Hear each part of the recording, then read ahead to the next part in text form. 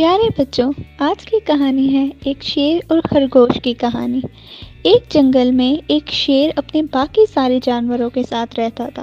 شیر جو وہاں کا بادشاہ تھا، جنگل کے سبھی جانور اس سے ڈرتے تھے اور ان سب پہ ان کا بہت زیادہ رعب تھا۔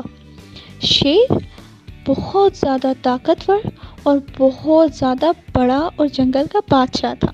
وہ سبھی جانوروں پر صحیح رعب جما کر رکھتا تھا۔ سارے ہی جانور اس سے بہت ڈرتے، لیکن ایک جنگل میں ایک خرگوش بھی رہتا تھا جو کہ بہت ہی عقل مند تھا اور اپنی عقل مندی کی وجہ سے بہت مانا جاتا تھا جنگل میں، اور وہ بہت ہی رحم دل تھا۔ وہ ہر کسی کی مدد کر دیتا، سارے ہی جانور اسے بہت پسند کرتے تھے۔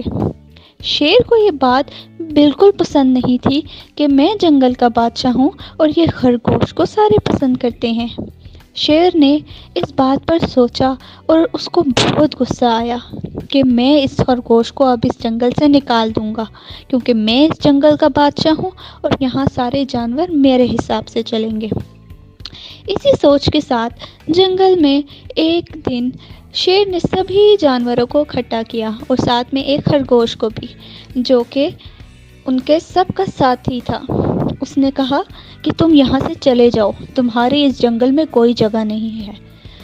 خرگوش ذرا پریشان سا ہوا اور بولا، حضور، میں نے آپ کا ایسا کیا بگاڑا ہے؟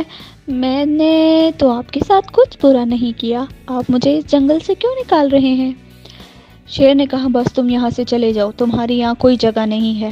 سارے جانور بھی اداس ہوئے۔ خرگوش جانتا تھا کہ وہ سب نہیں چاہتے کہ وہ وہاں سے چلا جائے۔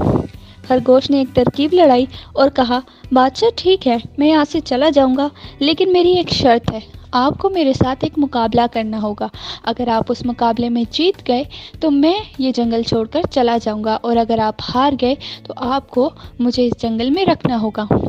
بادشاہ کیونکہ بڑا تھا اور چنوتی اس نے قبول کی۔ اسی طرح ایک دن مقابلہ لگایا گیا۔ سبھی جانور وہاں موجود تھے اور ان دونوں کے درمیان مقابلہ ہوا۔ خرگوش نے ہر مقابلے میں اپنی دانائی اور اپنی عقل مندی کے ساتھ جیتا۔ شیر نے جب دیکھا کہ وہ ہر مقابلے میں ہار رہا ہے تو اس کو بہت دکھ ہوا، اور وہ اس بات کو سمجھ گیا کہ صرف رعب دار ہونا یا جنگل میں سبھی جانوروں پر رعب ڈالنا یا ڈرانے سے وہ کوئی بھی کھیل نہیں جیت سکتا تھا۔